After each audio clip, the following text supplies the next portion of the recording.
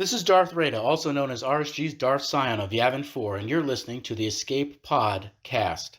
This show was recorded in front of a live Twitch audience, although portions of the program were pre-recorded. Hi, Mrs. Darth Scion. Happy 10th wedding anniversary. Take it away, boys.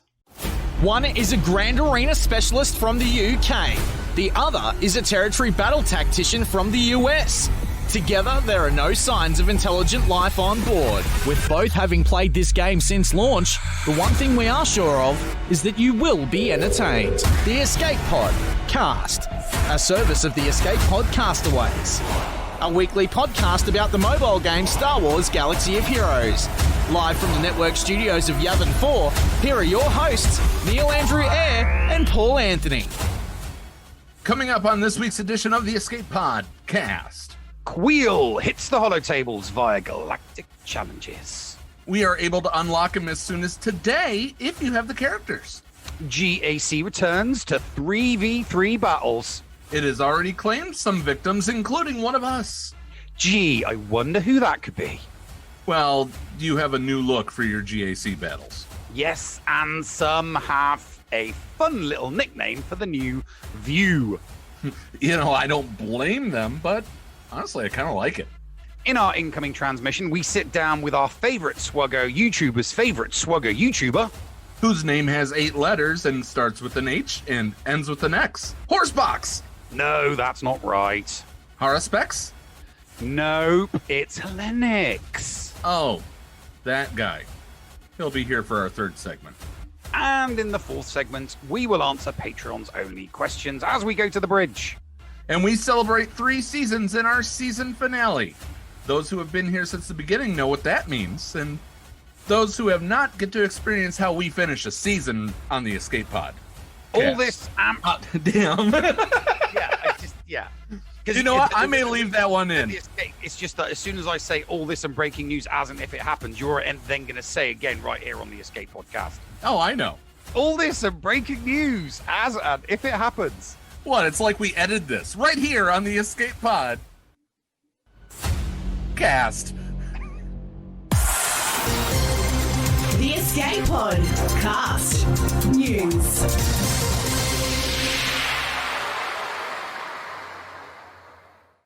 Hello there, ladies and gentlemen. Oh, there was a thingy there. Some bits or a sub just flashed away.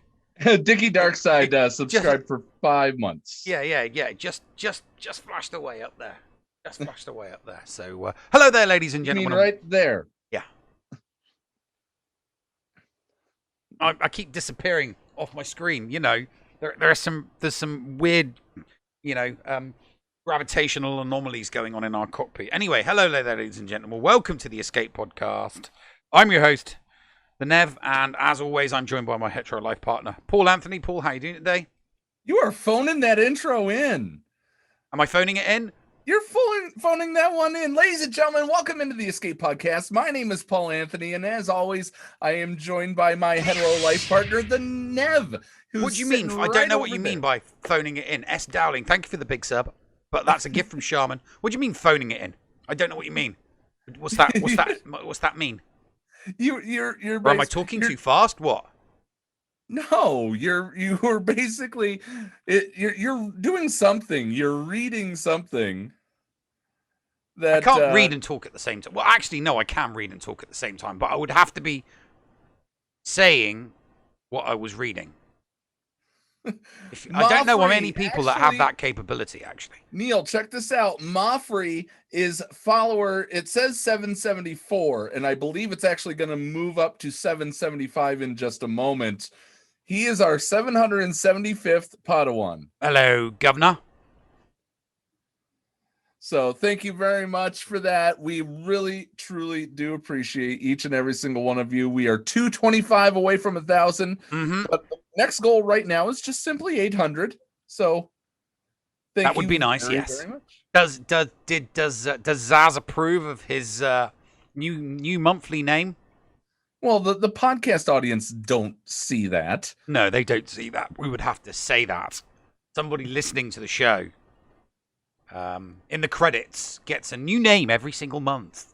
And if you've caught one of the visuals, you will know that at the end of every single run of credits, every single month, one solitary person gets a different name. And this month, my UK compatriots got Z for Zendetta. We're both Brits, and we kind of have our thing. You got you Americans over here. You have your July the 4th, and in the UK we have the 5th of November. Well, I mean, yeah, and the 5th of November was the day before we recorded this, so happy Guy Fawkes Day to you, Neil. Yes, remember the 5th of November. Gunpowder, treason, and plot. I know of no reason why the gunpowder treason should ever be forgot. And that is from the movie V for Vendetta, which is what I just changed the V to a Z. Z for Zendetta. So, yeah, I thought that was fun. And Schnarman does say, for those of us who are fans of the Mass Effect series, we all have N7 Day tomorrow. So, all right, ladies and gentlemen, welcome in. First thing I want to do is address something we forgot to talk about last week. We talked about it. We teased it in the intro, but we didn't talk about it. And that was the turn meter disappearance during any mode. I mean, I saw it in territory battles. We saw it in Grand Arena. I hear that it's also happened in Arena. Have you seen this happen to you, Neil? No. Not happened to me, and I've not seen it happen. Okay. So on some of our devices, it's happened on BlueStacks and iOS, where the opponent or even my turn meter just disappears. I wanted to bring that up because there is a workaround.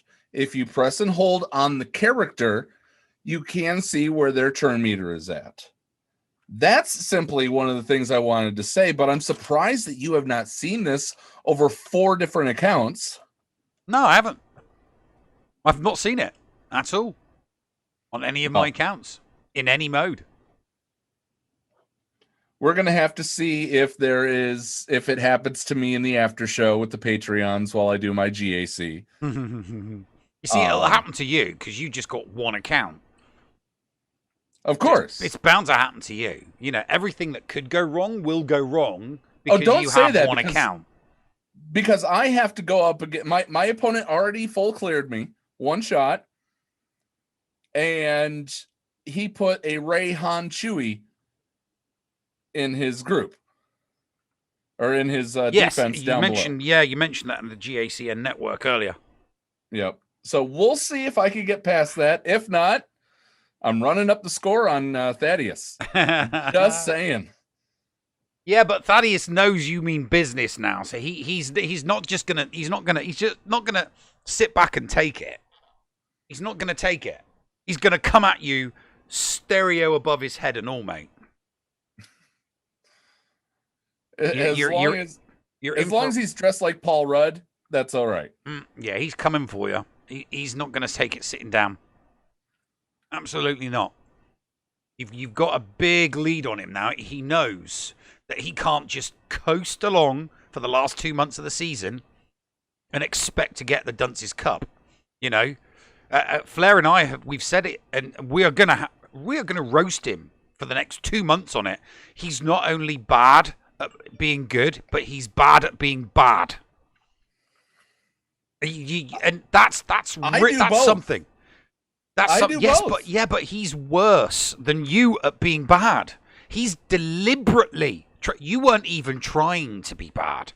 He's trying to be bad and failing. You weren't even trying to be bad, and you're beating him at being bad. No, I do try to be bad, because and for those who don't watch GA Center, what's going on is that we also track battle losses. And one thing that I used to do, I didn't do once we started doing GA Center, but I've gotten back to doing, is if I go into a battle and I have no possible way to win, if I cannot win that round, I tell people that I give my GAC everything. And when I say that, I mean it. I will use every single character that I have to run up the loss count when I get stopped by something. Well, we're just going to have to see who is the worst of the two of you at the end of the season, because you've both still got 2 months, so you both have 24 rounds with which to try and outbad each other. Okay. Yeah, you have all the time in the world. So let's go back to the turn meter thing. So you can press and Force Strong said that he's had it happen to him as well. You press and hold on the character, yours or theirs, you will be able to see their turn meter. But the little blue bar is gone, Neil. Oh no. It's absolutely gone. Oh no. How so awful. Yeah. How would you deal with that if you didn't know to press and hold on it?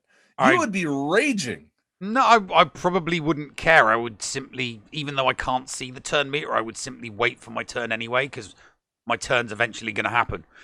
Just because I can't see when my turn is going to happen doesn't mean my turn isn't going to happen. So I really wouldn't care.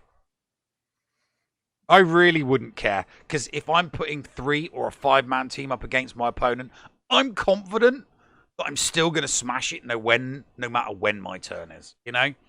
Because I'm just that confident, you know? Quad Kyber King, mate. Quad Kyber King. I don't worry about petty little things like turn meter. Turn meter. Mods. I care about mods. Yeah. Turn meter. That's just... And that's why we have a Nev Rage Redemption during your streams. You what? It will not. People can. It would be a waste of a redemption. It would. It would be a waste of a redemption. Oh, Nev Rage about it's like doesn't anger me. So you've just wasted 15,000 channel points. Don't waste your channel points. If you really want to see me rage about something, redeem your 15,000 points for something fun or interesting. You know, ask me to rage about voting. Ask me to rage about squadrons. Ask me to rage about, you know, why the EU is better than non-EU.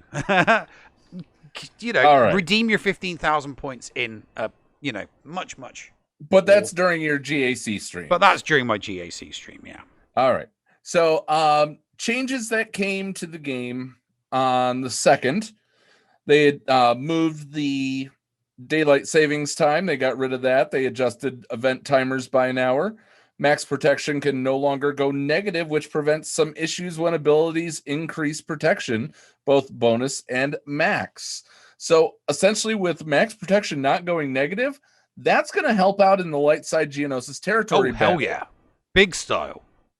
Because when the Reek tramples on you and reduces your max protection by 50%, and then does it again, and then does it a third time, you're not handing off negative 50% max protection to everybody when 5s dies. You see, I usually die very quickly in that event, so I don't know. So it's I go in, and about halfway through it, I'm dead. So it's like, okay, I don't care now. As soon as I lose a Geo auto. No, we're talking about the Reek, not the Acklay. Oh, sorry, I'm getting Clone Wars monsters mixed up now. I'm getting the Acklay and the Reek mixed up. Yeah. How is it when I just said 5s and you're thinking a Geonosis or a Geonosian? Mm-hmm. What the heck, Neil? Well, you see, I've never done that because when I do light side territory battles, Geo light side territory battles, I go to platoons and then I hit deploy. Because I don't have anything good enough to get past 1 of 4 of the first wave, so what's the point? I go in, I platoon, I deploy. That's it. Which is why I'm in a guild that tends to return to Hoth. So I know so little about the light side GOTB because I've never completed a battle ever. So yeah, my knowledge is very thin. It's very thin regarding the light side GOTB. There was a small bug that when on the 5th that was fixed, that if you were advancing through the Holotables, you had to reboot your client in order to advance to the next map, the next PvE map. And I don't know about you. Mm-hmm. Is it just me, or can somebody else confirm that this has happened to them?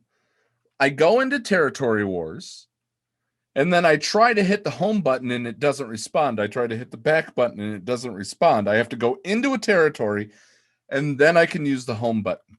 Is that just me? I mean, there's lots of little different types of bugs. I've been in it where I've tapped on a territory, and it won't let me come out until, you know, I select a squad or something like that. I don't know what it is. It's like you're getting stuck in a queue. And in order to pull out of the queue, you've got to take one more step forwards before it'll let you back out. And it's not just happened on Territory Wars. I've seen that happen on Territory Battles as well, mate. Okay, it will get you. You'll get stuck on something, and you'll want to go, like you just said, you'll want to go back, but it won't let you go back, and you have to go forwards one step further into whatever mode of the game you're at before it will then let you pull all the way back and out. So yeah, but that is an annoying bug. But it's been around for ages. I kind of just tend to live with it now. It happens more on my tablet than it does on BlueStacks. I don't know if I don't. It does it. Are you talking about a mobile device or an issue with BlueStacks? So it's actually people are seeing it all over. Ray Rock and JJ Manners and D all say that they've seen it. By the way, here in the bug tracker, or in the dev tracker, turn meter bar is missing from allies and enemies occasionally. That fix is ready to release. Some units are missing their portrait icons. The text for the level of a mod sometimes is not correctly aligned to the left after leveling a mod. All those are ready to release. Advanced guild search is not working. That's in progress. Guild recommendations are not accurate. That's in a backlog. Rewards from battles are not loading correctly. Investigating. UI elements can overlap after an update. That's investigating. Nothing about getting stuck. Nothing about getting stuck. Well, I mean, you do. It's not that you get stuck. I mean, you do get stuck. If I can't back out of something, I'm stuck. Well, yeah, but no, you can still go for. You could select something, and then you can back out of it. That's what I shouldn't have to. Oh no, I couldn't. I'm not disagreeing with you that you shouldn't have to do it. I'm just saying, when I can't back out of something, I just take one step further into whatever mode I'm in, and then it lets me back all the way out. And yeah, it's a pain in the ass, and it is a bug that does need to be rectified. I'm simply saying it's not a, oh my god, I have to shut the entire game down type of bug. So Ray Rock says, I can't select anything, that's why I have to close the game and reboot. You can't select anything. You can't select anything? Oh, wow. That's slightly different. Yeah. Yeah. I mean, I thought I couldn't select anything. I had to go into a territory, not get the list of enemies to fight. I had to go into the territory, and then I could back out. Yeah, no, and I can relate to that. I have had that exact same situation with Territory Wars and with Territory Battles, you know. So you'll select a territory and you'll see it all, and it'll be like, no, I want to look at the other one, and it won't let you back out or move to the other territory, and you're like, oh, for God's, fine, I'll select. So then you select one of the battles and then come back and then go to yeah, it's a pain in the ass having to move forwards in order to take 2 steps back. You know, you got to take one step forward in order to take 2 steps back. Huh? Yeah, Paula Abdul had a song about that. No. She had 2 steps forward, 1 step back, not 1 step forward, 2 steps back. Okay. Different. Slightly different, but Hey, you just mentioned Paula Abdul, so swing. Oh my God. Oh, Neil. She's What the lovely. hell, She's man? such a wonderful person. Yes, exactly what swing is in reference to. I say that because she's an awesome dancer. Swing as in swinging, and dancing. That's all I I've meant. seen Wayne's World. I'm not dumb. That would be a Tia Carrera reference, not a Paula Abdul reference. Have I obfuscated sufficiently enough for us to move forward now? Because I'm calling you out on it. I think I have. I think I've obfuscated enough. So, what's next? What's next? Let's go ahead. Let's take a quick break. When we come back, we are going to talk about Kuill and how he's being delivered to the game. And we'll also talk about the health of the game. If people remember, we talked to Taliana, who runs a project every single Grand Arena that she looks up the information on. She has people from all different servers, including ours, help her gather information, and she can accurately give you I'm going to say with 95% accuracy, the size of the player base that are GAC accurate. Or actually, not even that. We'll explain coming up after this break right here on the Escape Pod cast. The Escape Pod cast with Paul Anthony and Neil Andrew Ware. This is Macleod, and I assure your privacy and confidentiality when using my remodding services. G'day legends, this is Heinzie. Did you know Macleod Modding Mayhem is the premier modding service for the game that we all love, Star Wars Galaxy of Heroes? With some of the most affordable rates in the industry, Macleod will remod your roster from top to bottom with continuous consultation with where to go from there.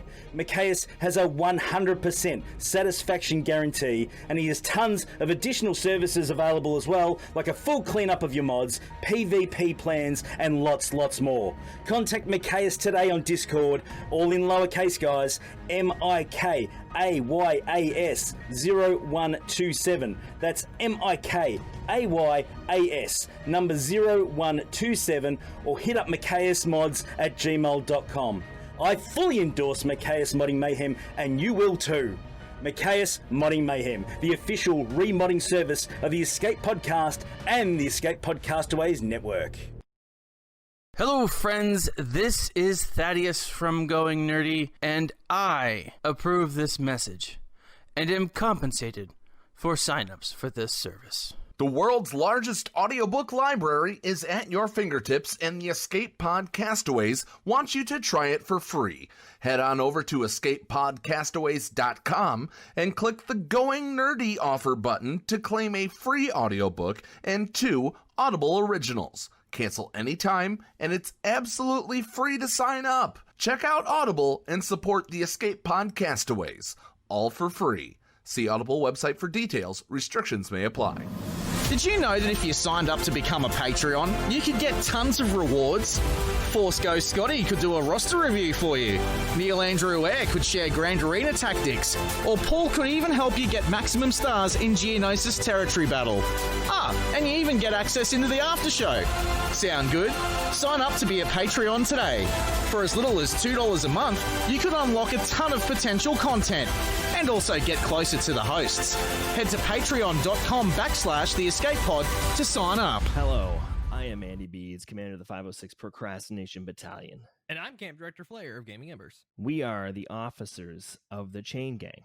We're a collection of Twitch streamers that like to stream our Grand Arena Championship battles. In Star Wars Galaxy Heroes, we feature accounts of all sizes. From the large accounts, like Fruit Ninja Mike, to the small accounts like, well, mine. We have Grand Arena action for all viewers. With names like The Llama, Ran B, Dr. Zeppers, Mr. Jigabachi, Geek Girl 1980, Rico, Kate Gaming, Flair, Andy Beeds, and the Escape Podcast's own, The Nev. We bring you continuous game action every day during the attack phase. Check us out and ride the raid chain from streamer to streamer with us. The Chain Gang is proud feature of the Escape Pod Castaways. See you on the chain, ya hosers. The Escape Pod Cast.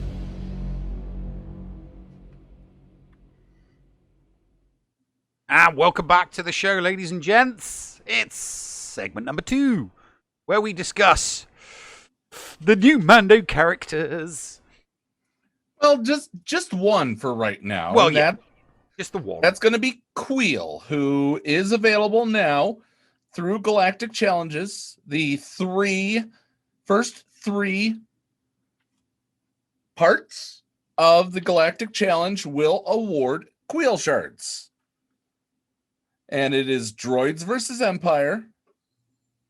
And apparently we're going to get more Droids versus Empire in a month or in a week from today. And so I'm just going to read it here. Kuill and IG-11. I've double clicked on it. There we go. Today's update brings the industrious Ugnaught Kuill to the Holotables along with several bug fixes. Kuill shards will be available for the next 2 Galactic Challenges on 1106 and 1113. They give us the dev insight on that. There was a bunch of different little ones. What Timber wouldn't escape. Bug fixes. Bug fix. And also, by the way, one thing of note. What? Is they brought back the $9.99 Kuill or character bundle. Oh, the one where you get to boost them to 4 stars.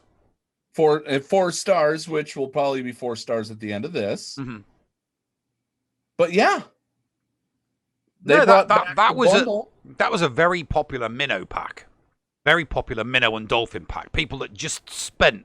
I know a lot of people whose only spending in the game was on taking a marquee character from 3 to 4 stars, and that was it. That was the limit of their spending in the game because it was good value. It was $10. You got a character from 3 to 4 stars. Some characters and tunes in the game that come via the marquee route are more usable at 4 stars than others. You know, you and I both know that some are useless at 4 stars, but some are really, really viable at 4 stars, especially in territory wars and GAC. Sometimes even in the squad arena. But one thing that is definitely for sure is the $10 upgrade pack for marquee characters of the past was always popular, and it's good to see it back. They flirted around with, you remember they had the $20 pack out for a while? Yeah. It would take a character to 4. Basically buy a $10 pack of crystals and the character. Yeah. Which I thought was a bit cheeky. 10 additional crystals for just 1 penny. Yeah. Which was a bit cheeky, I think. But yeah, to just bring back the flat, give us $10 and we'll let you take the character to 4 stars. Yeah, I think that's great. I really do. I think that's really, really good because we have seen a lot of viability in some of the newer characters that have been coming to the game at the low star. We know, the last low star threshold. We know that Piet was good at a low star threshold. We know Mon Mothma and Chupio were good at low star threshold. Maybe not so much with Mando, who was squishy. All right. Well, get this. There's a $12.99 crystal pack that I thought that it was. I thought the original packs were like $5.99. Am I wrong? I wouldn't know. I've never spent money in the game, so I have no. I've never looked at packs that cost money and genuinely try to remember them because I would never spend money in the game, so I wouldn't know. The only one that I knew was the $10 one. Okay, I'm looking at this.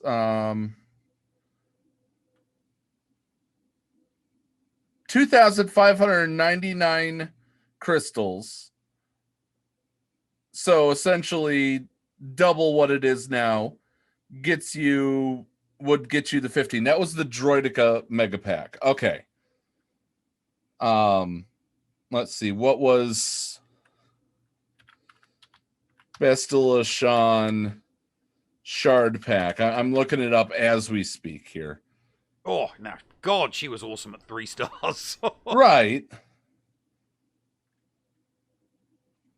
Okay. So the original pack, the original cost of packs was indeed correct. 1,299 crystals. But with the Kuill pack, they have removed the 5 and 7, Neil. Yeah. So no longer are you buying 5 packs or packs of 5 with a chance for more. You're now buying pack of 10 shards with a chance for more for 1,299 crystals. Because remember, that's how I like to look at everything. Thank you for the shiny dime, STP Gaming. Appreciate you. Yeah, no, I like that because on my hoard account, I hoard crystals, so I will be spending crystals on Kuill. And if I don't get 5s or 7s, beautiful. Yeah, you're not going to get 5s or 7s. I'm not going to get 10? 5s or 7s, so I will use my $12.99 packs. I will use my $12.99 packs to take him to, because that's what I did with when I got Mando. I did the same thing. I used the packs just to bump them to 4 stars in the hope that they would be more viable at 4 rather than at 3. Obviously, that didn't work out so well with Mandalorian, but it might work out with Kuill. So I'm Right. kind of hoping that he will be viable at 4 stars, because I would very much like to use him in 3v3 and see what he's like. Okay, so STP says, I do miss the crystals from the Kuill pack, but it's $10 cheaper now. I have to stress this. You were buying the original $9.99 pack. This is what it was like in the beginning. You're buying the original $9.99 pack. It is back. You don't get the same amount of crystals you would buy in a $10 pack plus 10 for just one more penny.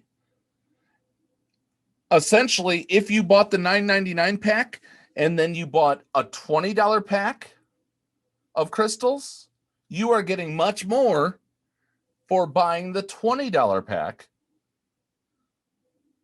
than you are if you would have gotten the crystal bundle with the shards. So it's better in the long run that it is $9.99 because you will get more crystals if you buy crystals. Make sense? I hope so. Hey, I just think that it's great.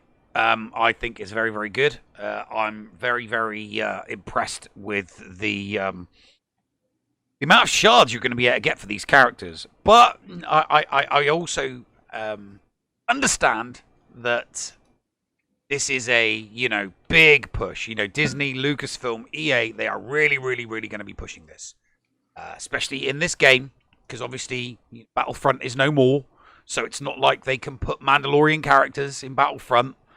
And it's not like they can put Mandalorian characters in any other Star Wars game. This is it. So when not a Star Wars game, it is coming to the Disney Toon, not Disney Sorcerer's Arena or anything like that. It's I forget what game it is. I'm absolutely sure that if Sephiroth is around, he'll let me know, or Force Strong's around, they'll let me know. But Mandalorian is coming to that game. Okay.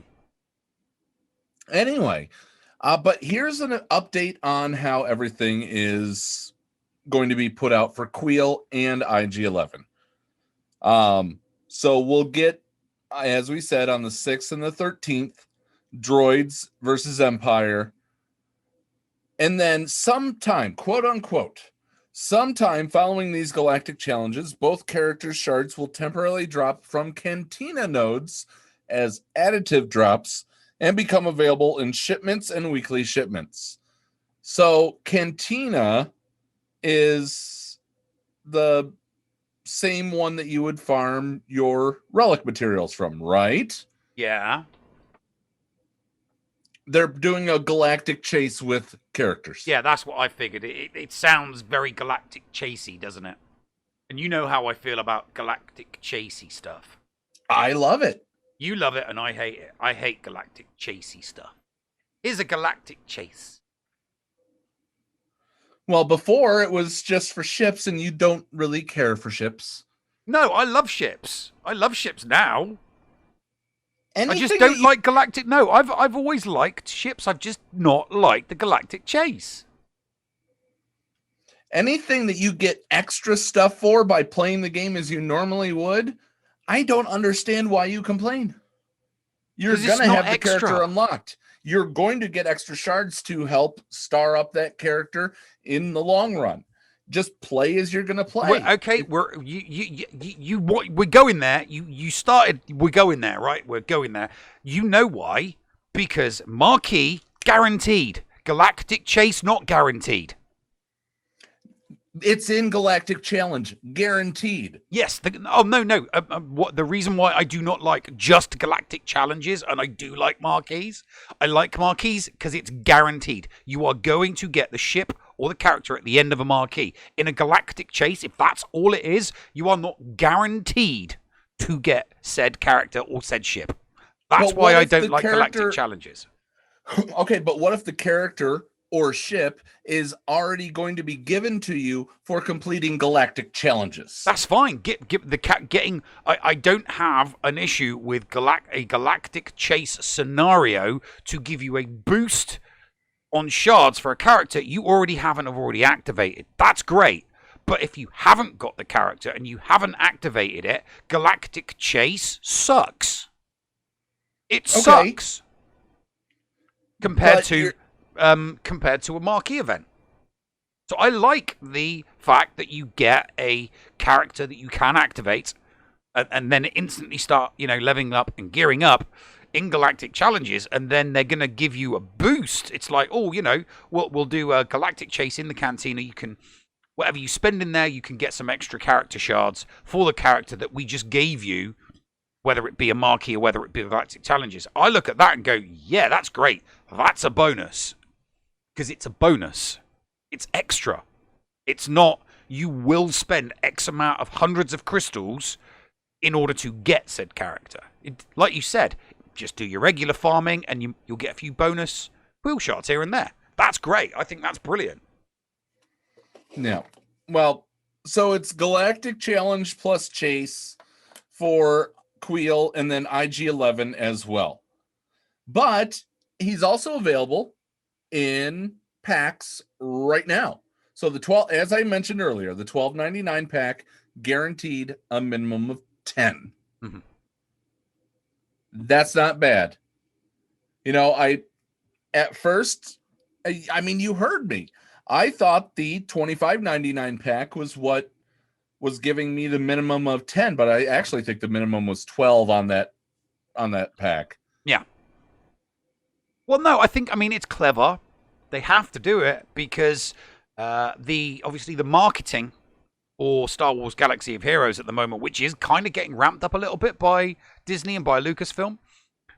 So somebody taking up this game from scratch from day one that doesn't instantly buy a hyperdrive bundle, they're going to be, the teens, then the 20s, 30s, 40s. They're not going to be able to participate in the galactic challenges because is it level 60 you got to be before you can do the galactic challenges? I think it's 60, isn't it? I'm going to look that up. I think I was actually thinking the same thing. I think it's 60. So if you're 60 plus, that's, you're looking good. You're probably going to get Kuill for free. But if it is 60. Yeah, but so if you've just taken up the game because you've fallen foul to the marketing of the game, you've been watching The Mandalorian, it's like, oh wow, what you mean I can play with these cool characters in a video game? Please sign me up to that video game. Oh, it's free, great. And you start playing it and you do the grind, and you're like, $100 for a hyperdrive bundle? I don't think so. But you're like, oh no, Kuill, I want that. How many crystals do I need? Oh, I can get. So they need to put something in the game to allow people that are below level 60 a way to also get Kuill. So the crystal shards and the $10 pack. It's a $10 pack, isn't it, Paul? Yes, it is a $10 pack. The $10 pack and the $12.99 crystals pack will allow people underneath level 60 to get some Kuill shards, and then obviously they'll if they haven't reached 60 by the time IG-11 comes around, they're going to be stuck having to do it that way as well. Which would then beg the question: why are you spending money if you're below 60? You could probably just, they'll be like hammering those people that have just started the game. Buy the hyperdrive bundle. Buy the hyperdrive bundle. Buy it, $100. $100. Well, speaking of subliminal, buy this. Did you see those recruit packs? Recruit packs? What recruit packs? There was a pop-up for recruit packs that wanted you to spend $15 for 15 pieces of gear of each of these, and $10 for 10. It was using the stuff. Remember how we talked about that there was a data mine of a brand new AI? Mm-hmm. It was every single time you change the screen, just like Schnarman is saying. Every single time you change the screen. No, I mean, I have been getting an absurd amount of pop-ups to go watch The Mandalorian on Disney Plus, but those are the only pop-up ads I've been getting. Well, that's because you have 4 accounts and it displays at least once per account. Yeah, I that's it. But it's just been that pop-up ad, the one that you just described. I haven't seen that ad at all. Yeah, the Mandalorian ad. JJ Manor says the new ad wouldn't close. I had to close the game. I had to do the darn same thing. I couldn't close the ad. I'm like, okay, I know the Mandalorians today. Stop bothering me. Yeah, we will watch it in 2 days. Yeah, 2 days. Wolffell points out a very, very good point. Marquis was blocked by level 60, so it's no different. Yeah, Marquis were blocked by level 60. Mm-hmm. So there you go. Doesn't take that long. If you're grinding every day, it doesn't take that long to get to 60. All right, let's talk about the. And by the way, I just saw that Bringer said it's happening to him too, the not being able to back out. Sorry, I wasn't on Discord for a moment. Let's talk about Taliana. If you guys did not see that interview, we talked with her about her project that she does, where she's been tracking since October Grand Arena. She's been tracking 12 Grand Arena championships. When she got a rough estimate of, let's see here, 1, 2, 3, 4, 5, 6. Okay, so it's not in the millions, it's in the 100,000s. 370,000 players back in October of 2019, Neil. Mm-hmm. That's how many she tracked. And do you remember what division the biggest division was at that time? Back then it was 3. Yeah. Division 3 had 84,100 players in it. Mm-hmm. Now, here's one that, without you pulling up this information, can you tell me when we ended up with 84,000 or more players in Division 1? Probably 3 months later. So you're saying 3 months later. 1, 2, 3. Nope. Division 1 in January had 49,841 players. Yeah, I was guessing. I had my finger in the air. You told me not to look at the data, so I was guessing. You were off by 4. You were off by 4 extra months. Wow. June is when we had 86,326 more players in Division 1. Take a stab at how many there are now in Division 1. Well, we know that 60 to 70% of the player base is in Division 1 and Division 2, so I'm going to say that it's still 70 to 80% of the player base in Division 1 and Division 2. So it's going to be in excess of 150,000. 116,002. Oh, sorry, no, I was talking about 1 and 2. Yeah, just Division 1, 116,002. 1 billion. Yeah, exactly. That is the 116,002 is still about 30% of the player base. And it increased. I know last time we were worried about it decreasing, but it bounced back and it surpassed it. The current player base who have logged in that have been able to be tracked is almost 410,000 players right now in Star Wars Galaxy of Heroes. It has grown. It continues to grow. People who say this game is dead have their head up their ass. I haven't heard anybody say that for a while, actually. Have you? It's been nearly a half a year since I heard someone say that. Oh, I see it. I see it all the time in just like how people claim that Fallout 76 is dead. Any single time that there's a overall post in just a general chat, not like a group chat, people will say, dead game, lol. It's stupid. The game is not dead. We have active players. GAC. Can we agree that it might be dead were it not for GAC? Because I do think it could be were it not for GAC. I don't think territory battles and territory wars alone have the draw to keep the player base active like GAC does.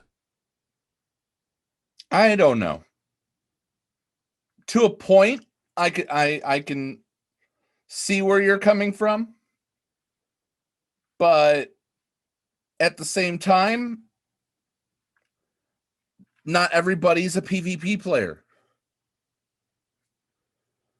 No, and I get that, but I'm just saying there are lots of people who would not be playing this game, let alone creating content about this game, were it not for GAC. There are literally programs on Twitch and on YouTube that are 100% solely about GAC. There are not programs about territory wars or territory battles. But if there were, there would be things like that. If there was not GAC, there would be programs about that. Does it help the game? Yes. Would the game be dead without it? No, I don't think so. I think people would start streaming territory wars more. You know, I would love to see an entire guild versus guild doing streaming against each other on their territory wars. Wouldn't you love to see that? How would that work? Just having a guild of streamers versus a guild of streamers, if it could happen. Seeing both of them. If you created a territory war style, if you created a guild style GAC, yeah, I think that it would happen. It would be fun. It would really be fun. And who knows, maybe that's coming next. We still don't know all the stuff coming in the what's the word? In the content update in the road ahead that we were promised this month. But let's get back to the numbers here, because the numbers do paint a pretty picture in my mind. Divisions 2 and Divisions 3 combined just eclipse Division 1.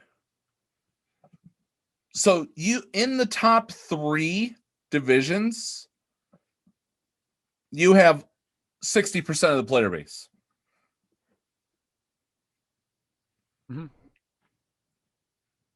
tell me they don't need to change the Division 1. You did a Dear Doja about this. Oh yeah, they need to. They have to. They need to change Division 1.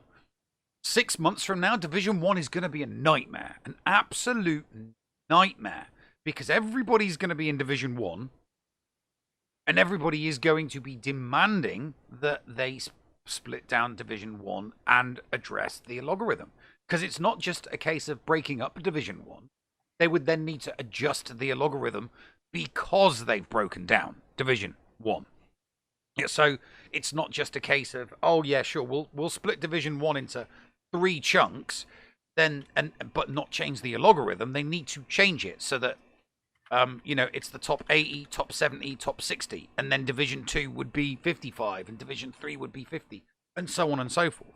They would need to change the way matchmaking was then, the groups for matchmaking were generated based on not just GP, but, a competitor's, whether it be the top 60, 70, or the top 80, or the top 90, or the top 100.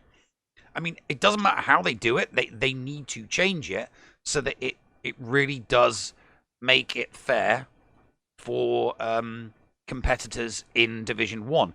Right now, two people in Division 1 could be facing each other and their GP could be 1.2 million different. But the algorithm picked up that their top 65 were, the GP on their top 65 were identical. That's because one person's gone really, really focused, and below that 65, they've got absolute trash, nothing. But the other person, with the extra 1 million GP, has got 1 million in complete and utter fluff under what the algorithm picked up. But that doesn't matter. The person that they're fighting, they know that they've got nothing beyond their 65. So they know that they're going to get crushed. Like, absolutely crushed. It makes absolutely no difference what the person does with, it really, really doesn't. Not to mention the fact that their mods, it's going to be a newer account, so their mods aren't going to be as good. The data that Taliana has got, I hope that Doja reads it. I really, really do. Because he needs to take this back to CG and go, look, guys, we've got a massive, massive bottleneck appearing at the top of GAC. We need to do something about it. I cannot agree more that needs to be addressed. And it's more the fact that the top 60 and it's almost the fact that it's almost double Division 2 in Division 1 is scary. I'm looking at it here. 15 in Division 11, 16, 12, 21. So that's almost double right there between Division 9 and 8. Then it drops. Division 7 is the smallest of the upper divisions. Then 21,000, almost 30,000, 40,000, 60,000, 62, 116. It just goes crazy. So, and that shows you just how good GAC is the numbers don't drop off. They just get more and more and more top heavy because people are starting and they're going and they're progressing through GAC, the lower GAC divisions, and they're sticking with the game and they're playing it. And you can see that in the numbers as they get more and more truncated towards the top of the GAC leagues. When you hit the Division 1, that's never going to just drop off all of a sudden because tens of thousands of people quit the game. That number's just going to get higher and higher. Same with Division 2, same with Division 3. But those numbers will kind of level out at some point as people just progress through Divisions 3 and Divisions 2 on their way to Division 1. So, all right. I think that we covered everything we were going to talk about. Okay. I just want to look at the list here because if we didn't, we need to cover it real quick because we're coming up on our break. And after the break, we're going to talk to our favorite YouTuber's favorite SWGOH YouTuber in the greater New York City area, whose name begins with an H and ends with an X, and it's 8 letters. Horsebox. And we also have a lot of fun things that we're actually going to be talking about here and revealing. All right, so we talked about 3v3. Well, okay, real quick, GAC 3v3, it's back. Yeah. I hit a brick wall, and as I said earlier, I gave it my all. I literally had an extra 69 battles on one character and another 42 on another, and then I still had 10 left over to screw around with. Yeah, my GAC kind of, my first week kind of sucked.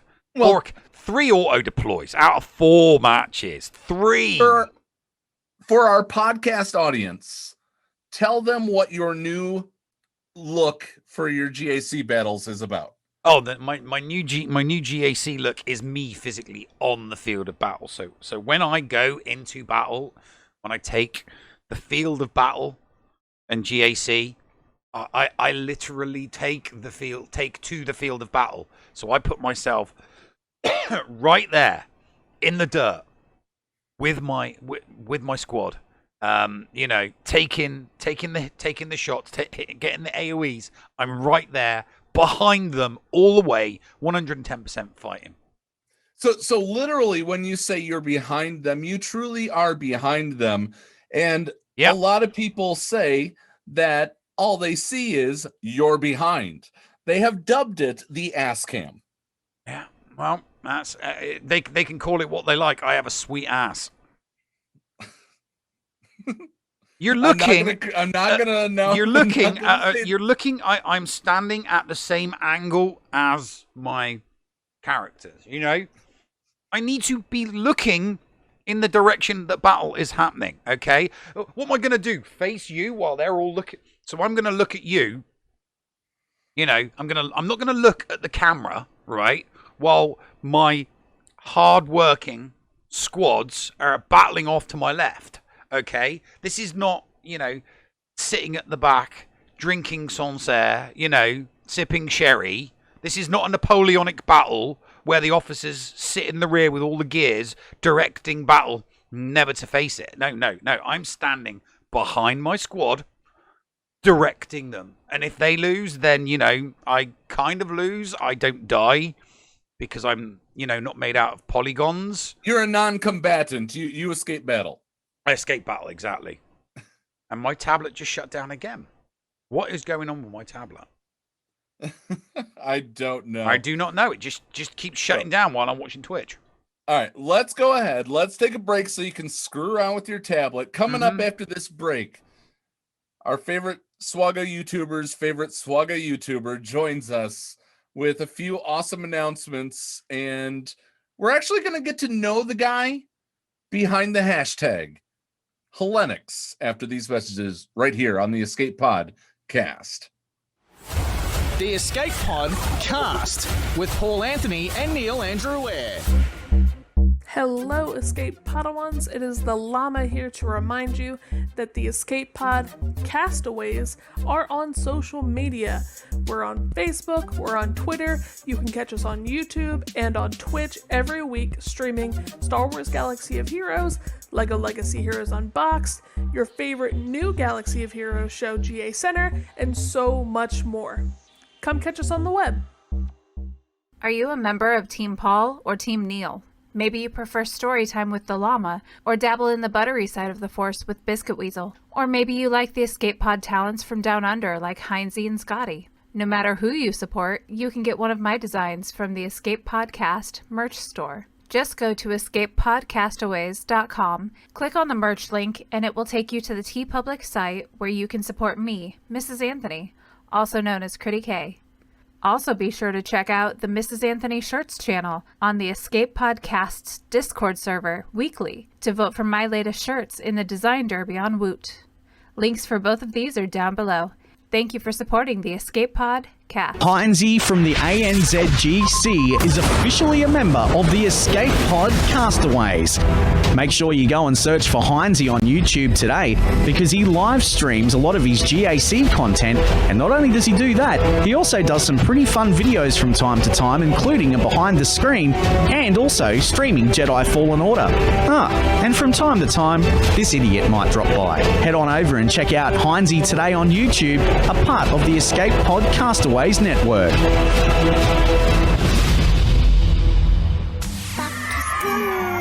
The Escape Pod Cast for Kids. It's really cool. Hello, Escape Padawans, and welcome back to Storytime with the Llama in the Escape Pod Cast for Kids. This week on the Journey Through the Journey Guide series, we are going to be going through the Pieces and Plans Legendary event for BB-8. This event is going to require 5 First Order characters at 7-star, Gear 10, Ability Level 7 with Mark 5 mods. Characters that I suggest you take into this event are going to be Kylo Ren Unmasked, OG Kylo Ren, First Order Executioner, First Order Officer, and Hux. You can also use Phasma and First Order Stormtrooper, but those first 5 characters are going to be the most useful to you in the long run, so I suggest you use those. Take those up to 7 stars, farm them, gear them, and then you can kind of work on the other First Order characters if you want them. Now, there are 7 tiers in this event to take BB-8 to 7 stars. He will also unlock at 5 stars with 5-star required characters. Once you have those characters at 5 stars, go ahead, take him in, unlock BB-8, and start using him. He's a great, fun little character. The difficulty on this event is easy to medium. It's a fairly simple and straightforward event. Like similar events in the past, I do put the medium difficulty rating in there because RNG is a very relevant thing in this game, and if you have the characters at the bare minimum abilities, it could take you a couple of tries to get the event finished, but all of those First Order characters are super useful, especially if you want to go for Supreme Leader Kylo Ren, so you're going to want to invest the time and energy and resources into getting them to Gear 12 or Relic. Let's dig a little bit into BB-8 as a character. He's got the light side tag, he's a support character, a droid, and obviously he's got the resistance tag. His basic ability, Arc Welder, deals physical damage to the target enemy and inflicts tenacity down for 2 turns.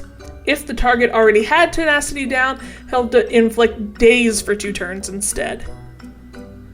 His first special, Convert Data Transfer, BB-8 and a random ally who doesn't have it will gain the unique buff Secret Intel for 3 turns. Then BB-8 gains 8% turn meter for each ally with Secret Intel. If all active allies are droids, BB-8 will gain Taunt for 1 turn. Now let's take a little bit of a closer look at this unique buff. Secret Intel grants plus 25% potency, and when another ally uses a special ability, they will gain Secret Intel for 3 turns.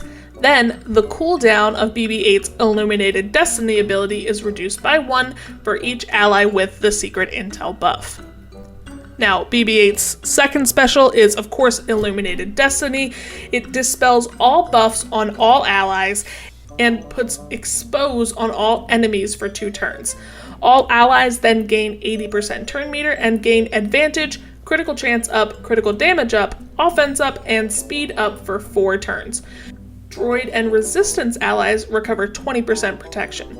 This ability starts on cooldown and cannot be evaded. Whenever a droid ally scores a critical hit, it will reduce the cooldown of this ability by 1. His first unique ability is Roll with the Punches. BB-8 will have 80% counter chance. Whenever he attacks out of turn, he also calls a random resistance ally to assist. With his second unique ability, Self-Preservation Protocol, whenever BB-8 takes damage, he has a 50% chance to gain Foresight for 2 turns. At the start of each encounter, if BB-8 is active, droid allies gain 8% turn meter for each active droid ally. Whenever BB-8 evades, all droid allies will recover 8% health and protection. BB-8 has 2 Zeta abilities. His first one is Roll with the Punches, which is his first unique. This one is going to be your priority. If you're only going to ever put 1 Zeta on BB-8, Roll with the Punches is going to be the one. His second Zeta is on his Self-Preservation Protocol, which is his second unique, but like I said, Roll with the Punches is really the priority here. As far as mods go, you're really going to want him fast. He's got one of the fastest base speeds in the game, so adding speed on top of that is going to make him wicked fast. You want him going first, you want him going a lot, so you can get Illuminated Destiny off as quickly as possible and as frequently as possible during the match. His second kind of focus is going to be critical chance and potency. He has the ability to stun, and he can inflict buffs like tenacity down and daze with his basic, so you want his potency fairly high so he, can kind of inflict those buffs every time, and you want his critical chance up because he gains, buffs and abilities whenever he and other droid allies critically chance. You can use him on a JTR resistance team. Obviously, that's going to be kind of your first, go-to, especially when you're using them in an offensive situation. But he actually works really well on a team called GG8. Now, it's basically just like the General Grievous droids team, except instead of using Droidica, you're going to put in BB-8. It's an excellent defensive team for GAC or in Territory Wars. That's all for me. Tune in next week for more story time with the Llama and the Escape Pod Cast for Kids. This is Maccaeus, and I assure your privacy and confidentiality when using my remodding services. G'day legends, this is Heinzie. Did you know Maccaeus Modding Mayhem is the premier modding service for the game that we all love, Star Wars Galaxy of Heroes? With some of the most affordable rates in the industry, Maccaeus will remod your roster from top to bottom with continuous consultation with where to go from there. Maccaeus has a 100% satisfaction guarantee, and he has tons of additional services available as well, like a full cleanup of your mods, PvP plans, and lots more. Contact Maccaeus today on Discord, all in lowercase guys, MIKAYAS 0127. That's MIKAYAS number 0127, or hit up MaccaeusMods@gmail.com. I fully endorse Maccaeus Modding Mayhem, and you will too. Maccaeus Modding Mayhem, the official remodding service of the Escape Podcast and the Escape Podcastaways Network. Receiving incoming transmission.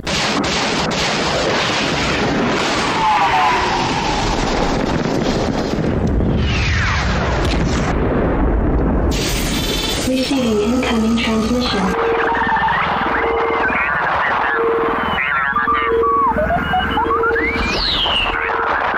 Receiving incoming transmission.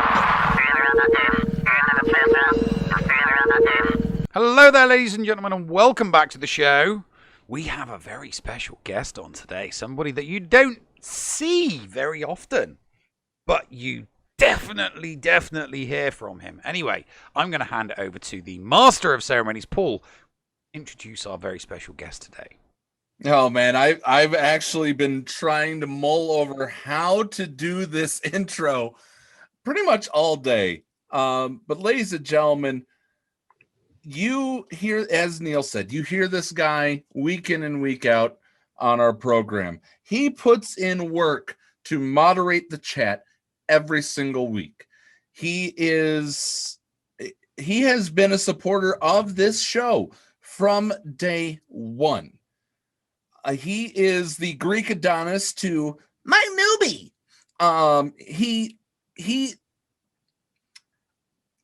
He is one of the people who started the Guild Recruitment Discord server. He is was the mastermind behind United Without Limits.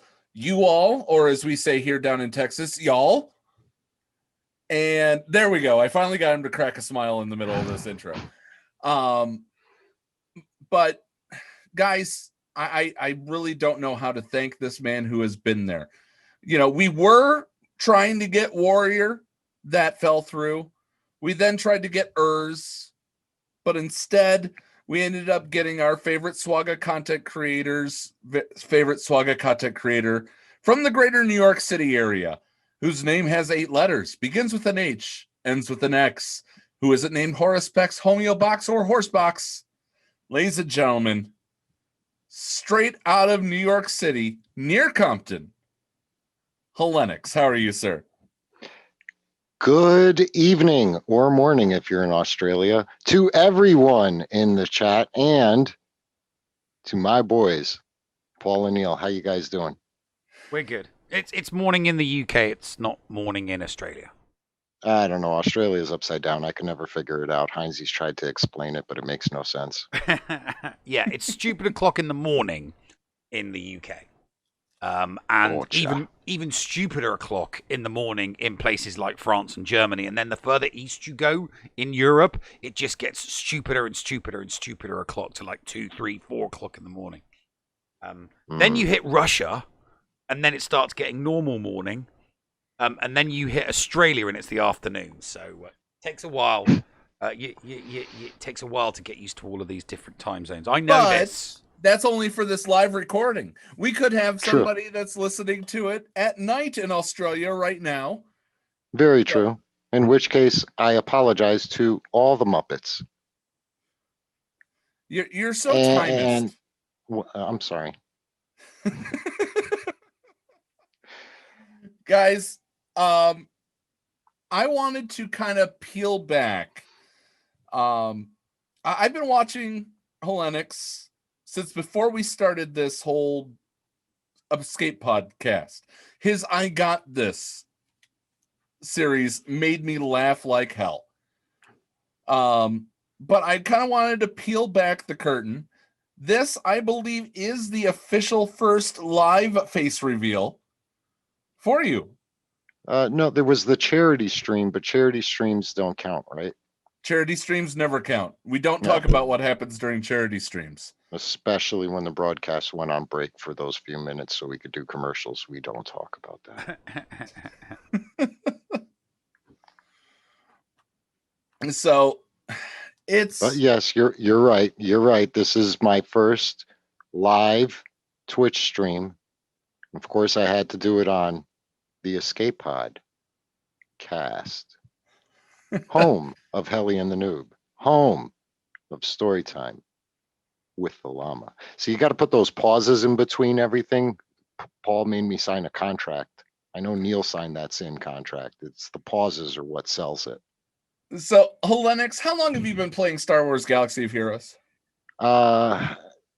Literally pre-launch. It was Thanksgiving night after returning home from Thanksgiving dinner with my sister that I said, I need to find something to play while sitting on the porcelain throne and thinking my best thoughts. And I went into the Google Play Store. I had no idea what to look up, being that I'm a huge Star Wars fan. Star Wars is a very, very big part of my life. I typed in Star Wars. I saw this. And I said, let's download this and see what this is about. And I haven't stopped SWGOing since. I am one of the SWGO OGs. I didn't take it super duper super serious until probably 3 to 6 months into playing it, and it probably took me a year to stop thinking I was good at the game. And it's been a long 5-year journey. It's been fun though. Yeah, it's you talk about how you're a born again free to play player. That's right. I took the pledge. Let's talk about what you consider your dark times. When you were spending, what was the era that you were spending in, and what did you spend for? Malik was the dark times. It was, and the reason it was the dark times was because I had used up my hoarded resources for Darth Revan, and I didn't hoard well enough after Darth Revan. And then when Malik came out, I'm like, I'm not missing Malik. And at the time, my YouTube channel at the time, I was trying to get the YouTube channel to get traction and do all that. And I wanted to, I had the I Got This series, and I was fooling myself into thinking I was such an excellent SWGO YouTuber that I had to stay on the top of the meta. And it was really the Malik event was the turning point for me. I was never a whale or a Kraken or Cthulhu, or I don't know what's bigger than Cthulhu. I have no idea. I was a minnow. I used to buy the 21-day crystal pack and, little things like that. With Darth Revan's release, I actually was like, this Revan is one of my favorite characters. I want to spend. So I want to say I might have bought like $50 worth of crystals or something. And then with Malik, it was like probably quadruple that to replenish gear and whatever by the time I was done with them. And then I started calling the Malik event a funny Greek word that adds 2 syllables to the end of it, and I don't want to get us censored from Twitch, so I won't say the word. But it's a reference to it being a waste of something. Yes. And after that, I said, you know what? Little by little, I was like, nah, I just can't spend. And I never was a big spender, but I put a hard stop. I said I won't even do the the $2 thing, the $5 thing. I don't care. It's just I won't spend a dime on the game anymore. And I went the Urban Blaster route, and I took my oath, and I try to keep my oath. And sometimes it's hard. But every time I feel like, oh God, that's a great thing, I then say, yeah, but the hyperdrive pack costs $100. No.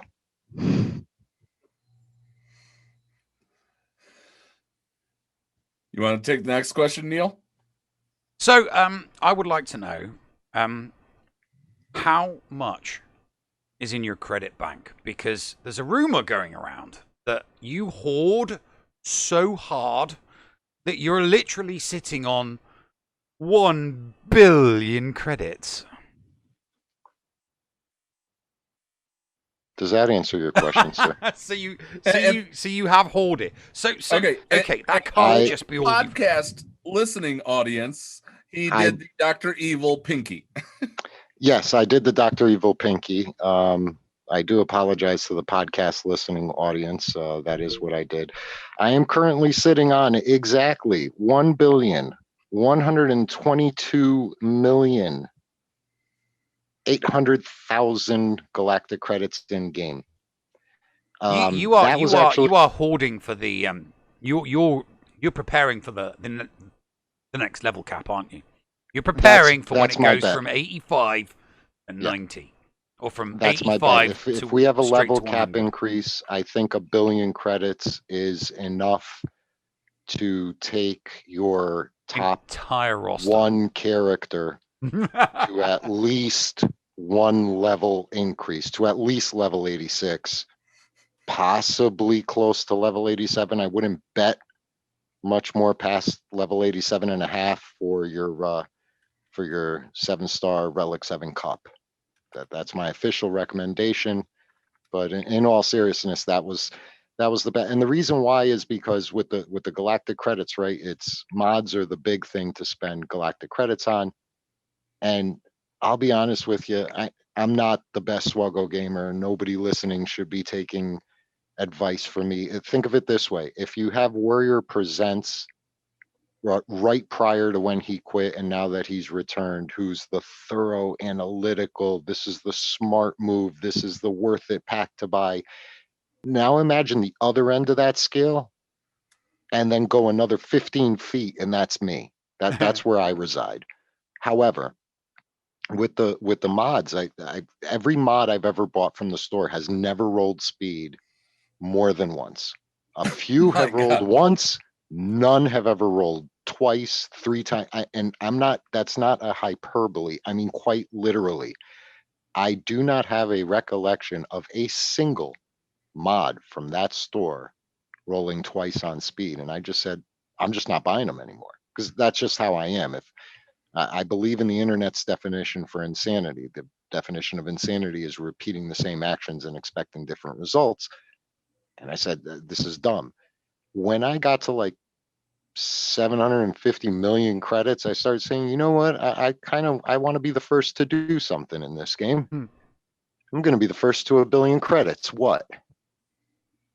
And now I have 1.1 billion credits, and I have no idea what to do with them. Do You save it. You save it for the level cap. When the level cap kicks in, That's you are right. literally When the going to be level able cap to kicks do in, I'm going every to take single my one of your entire characters. roster. Exactly. Yeah, all of them. Everybody else is going to be like, of course, it's not going to be able to do that. No one is going to be able to do that. You know, you are literally going to be the only person in the position to take every single one from 85, because it's going to be just 85 to 90. It's just going to be 5 levels. That's what it'll be. It's not going to be something stupid like 85 to 95. It's just going to be to 90. But unlike people I who would take the game actually say, seriously, I would say this, and I mean this with all love and respect and honesty. Level 99. That's what I'm thinking. it's not going to happen. Level They're not going to take 99, it. I will take one character with my billion credits up to level 98.2, and I'll just sit there for a year or two while I collect credits. Do you I know say that that you are very tongue in officially the cheek to everybody that's listening on the podcast side of this. That was very tongue in cheek. You can't see my face, but I'm barely able to control my laughter while I say it. Okay. Do you know if you actually are the first to a billion? Have you seen anybody higher? I haven't seen anyone surpass my current point nor the billion on Discord, and I'm in pretty much every Discord. That being said, I also work 60-hour work weeks, so I'm not on Discord all day long, but I do try to go through at least, when I say I have so many Discord servers that if I want to join a new one, I have to delete an old one. You are to Discord what Toyota is to Twitch. Basically. Yeah, it's kind of sad. I'm everywhere. I'm like a fungus in that way. I grow on you, and you can't get rid of me. Well, you are a fun guy. That is true. I am a very fun guy. Yeah, no, you used to be able to do it on the old dev accounts, the test accounts that Game Changers had, because obviously, you know, those accounts would just be loaded up to their eyeballs. Yeah. With crystals and with credits, so that they'd have all, like all max characters crystals and all mobs, and so that yeah. everything could be maxed out, so that it could, you know, characters. So you can could be actually tested. test. So you could accurately test exactly, yeah. But you know, from an I actual remember- live account, I mean, I haven't seen it. I must admit, I don't think I've seen it. Yeah, I don't think so. And it's not something Somebody would that post I it in think- Reddit. If it existed, Yeah. it would be on Reddit. It'd be on Reddit. I definitely posted it around on Discord, and everybody was like, why? And I'm like, I don't know. And they're like, yeah, that sounds like you. You just need to do. You just need to do the same with Zetas and Omegas. Well, you know, here's the thing. People think, you know, their horde game is good, but let me just describe to people. I know you have several hundred Zetas. Well, while you pull that up and get that information, tell us about the inspiration behind the skits that you do for this show. Yeah, absolutely. Very quickly, as a live update, which we are very proud to do here at the Escape Pod Cast. #shameless self-promotion. Hellenix has 423 Zeta mats, 823 Omega mats, and 7,286 of the purple ones. That's a lot of purple. That's hoarding. With a D, hoarding. Okay, censors. Jeez. So the skits, the skits are just. I've always been into stuff like that. When we were kids, me and my cousins, we used to take, you know, back in the day in the early '80s, you used to have those gray boom boxes with a detachable black power cable in the back and the metal antenna in the front, and we used to record ourselves just enacting scenes, and it was just, we thought we were amazing. I am positive if anybody finds any of those tapes, they will cry for hours and question humanity. But we thought we were really cool, and we used to do stuff like that all the time. Fast forward to, you know, my YouTube channel, and I always wanted to throw in something that was funny on every video I made, something to get somebody to just chuckle and just be like, wow, you know, that was silly. That was dumb. And, I bet Paul and Neil have both heard me say this. I say, if you can't laugh with me, laugh at me. I don't care so long as you're laughing. Yep. And that's a actual true message I want everybody in chat to take to heart and to spread the word. Just laugh. But life's too short, death's too long. And the Helly and the Noob skits are quite literally when I first brainstormed with you, Paul. I said, why don't we do a commercial? And I can literally do a fake commercial just to fill in a spot, and we'll say that it's just me, hashtag shameless self-promotion, my little, my Catchphrase. little catchphrase that I throw on every Discord when I And then upload a video. and then I told you, let's produce it. Let's do it. Let's And make it yeah. a space opera. And it just blossoms from there. And just, hey, I act silly. I'll just put it to video form. And first it was audio form. It was before the switch to live video. And then once it went to live video, I was like, we could figure something out with this. I have some very good stick figure drawing skills.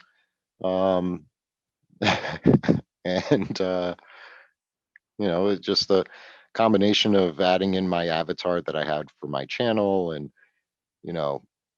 just trying to make something funny, and a story that we could weave on a monthly basis. And it just grew from there and became whatever Evolved. it is. And everybody in chat should definitely make sure to stay until the very end of the show. Something special is coming your way. You have my word. Yeah. I don't break my word for no one. There's two things I don't break: my word and my Older beak. Doobies, also known as D, asks how Solus Bingo is going. Is this the chance that I can spoil it? I think you should spoil it. This, ladies and gentlemen, is your shameless self-promotion moment of the day. Well, it's even better than a shameless self-promotion. Guys, we literally had Mrs. Anthony draw a dystopian bingo retro vintage style ad featuring Helly, and this is our season 3 finale kind of exclusive, if you will. We now have, and I put the link inside the chat for Twitch, and I'll put it in the show notes for the podcast. There is a Solus Dystopian Bingo shirt for sale right now, and it is also, normally it's $20, it's $13 right now. It's $13 for the next 48 hours from right now, 9 p.m. on a Friday night when we record this. Can I do it, Paul? You can. Now available in the Soul System. That is very true. So, Helly, how do people find you? I am very easy to find on the internet and very hard to find in real life. On Discord, I am Hellenix, hashtag 3201. On YouTube, you can search Hellenix SWGOH. Those are the initials, the acronym. You can go on the Discord server of the Escape Pod cast and long press anything posted by the Greek, because that's me, as you can see, and message me there, or look at any live chat of any Twitch stream, and you may see me drop in and throw a nickel at the person streaming. So yeah, it's truly an honor to work with you. You are, thanks, man. You have a very, very strong comedic mind, and when we put things together, it becomes, in my mind, it becomes golden. According to others, they think that it's funny, and as I said, I enjoy I enjoy making people laugh, whether it's with me or, as you said, at me. That's right. You just got to laugh and smile, because no matter how serious things might look, laughing is what makes the world go round, and it's what will give you an extra day on this wonderful spinning orb called the Earth. So laugh with, laugh at, just make sure you laugh. Exactly. Unfortunately, I don't have my nickel. I tried to remember to have a nickel next to me. You promised that if I did this, I'd get a nickel. Oh, God, Neil, hurry! Let's go to a new episode Nickels. of Helly and the Noob. Nickels. Let's go to a break. He's going to beat me. I want a nickel. Right, these messages right here on the Escape Pod. Where is my nickel? I was promised things. The Escape Pod Cast with Paul Anthony and Neil Andrew Ware. This is Maccaeus, and I assure your privacy and confidentiality when using my remodding services. G'day legends, this is Heinzie. Did you know Maccaeus Modding Mayhem is the premier modding service for the game that we all love, Star Wars Galaxy of Heroes? With some of the most affordable rates in the industry, Maccaeus will remod your roster from top to bottom with continuous consultation with where to go from there. Maccaeus has a 100% satisfaction guarantee, and he has tons of additional services available as well, like a full cleanup of your mods, PvP plans, and lots more. Contact Maccaeus today on Discord, all in lowercase guys, MIKAYAS 0127. That's MIKAYAS number 0127, or hit up MaccaeusMods@gmail.com. I fully endorse Maccaeus Modding Mayhem, and you will too. Maccaeus Modding Mayhem, the official remodding service of the Escape Podcast and the Escape Podcastaways network. Does your guild want to tap into their full potential in Star Wars Galaxy of Heroes? Yeah! For as low as $1 a month per guild member, your guild can unleash the power of the game in ways you never thought possible. Ooh. Track your arena movements, guild progression, and much more. Contact ShittyBill and get one of his shitty bots on your server today. Just look for him on our Discord server and tag or message him for more information. The link for our server is below in the description. Shitty bots, don't let the name fool you. Did you know that if you signed up to become a Patreon, you could get tons of rewards? Force Ghost Scotty could do a roster review for you. Neil Andrew Ware could share Grand Arena tactics. Or Paul could even help you get maximum stars in Geonosis Territory Battle. And you even get access into the after show. Sound good? Sign up to be a Patreon today. For as little as $2 a month, you could unlock a ton of potential content and also get closer to the hosts. Head to patreon.com/theescapepod to sign up. And now, time for something completely shameless. It isn't always dangerous, newbie. The probability that it is indeed dangerous Noob. is high, G3. You and your probability calculations. So cute. Probability calculations are a core function of neural processors, G3. Noob. And yours, if I'm not mistaken. Newbie, sometimes we just have to override our programming. Dangerous, G3. There's a reason we're each programmed as we are. Newbie. What?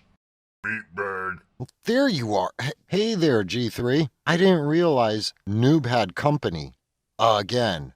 I overheard y'all discussing dangerous probabilities and overriding programming. And let's just say I wanted to ask, what's the problem this time, Noob? You know, it's become kind of our shtick for me to ask these questions.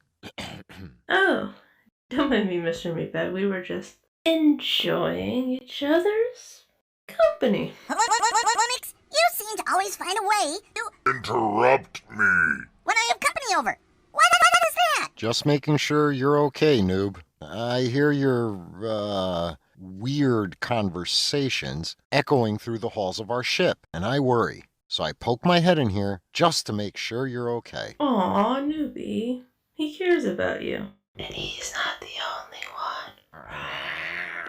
Well, Hellenix, to answer your question, G3 and I were just discussing certain situations where, fans can act rather creepy. when engaging with their favorite content creators. Oh, yeah. Discussing stuff. Yep, agreed. Noob, is there anything you need to get out in the open? Hellenix, you are my master, and G3 is a friend, and G3 is a girl, and wait, okay, what I mean is, I have no need to hide anything from either of you. After all, we've established that G3 and yes, we are friends, but, well, what I mean is, Analysis system reset. Answer to Meatbag's questions. Loading. No, I am not hiding anything from anyone. Meatbag.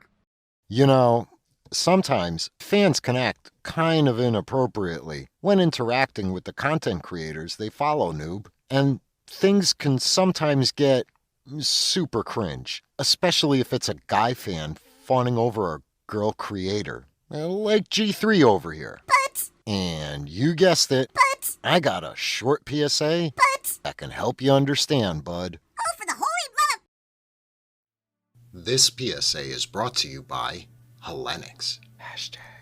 #shameless self-promotion. And today's sponsor, the Escape Pod Cast's merch store, where you can now find items featuring the 2020 The Dystopian Year from Celis bingo card commemorative logo. Want to commemorate the current year from hell? How better than to purchase your very own shirt or mug or mousepad commemorating the zaniest year in history. Click on the link in the chat below to buy yours today. Now available in the Soul System. Acting inappropriately towards others on the internet. What is it? Why is it happening? And who stands to benefit? In this SWGOH PSA, we will explore creepy behaviors by fans towards content creators and the many myths that surround them. Nowadays, many folks follow, subscribe to, and interact with various content creators, live streamers, and SWGOH celebs on Twitch, YouTube, and other platforms. Engaging with the audience can be a great way for these creators to interact with their loyal fans. Unfortunately, some fans feel a need to take their fandom to an inappropriate place.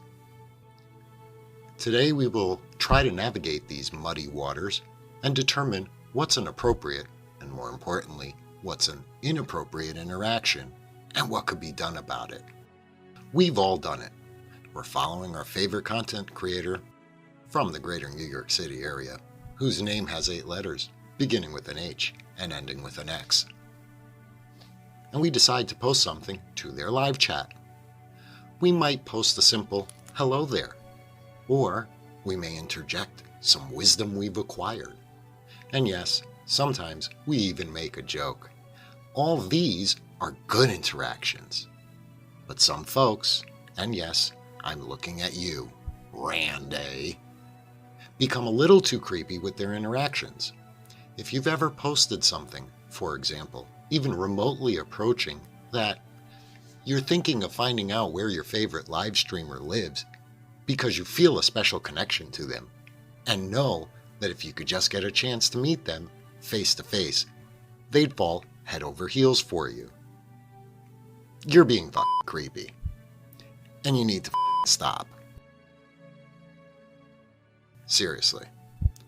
You see, folks, both content creators and fans are normal folks just like you and me. And as such, they should be treated like regular old normal folks. And that means being polite, respectful, and more importantly than anything else, not creepy.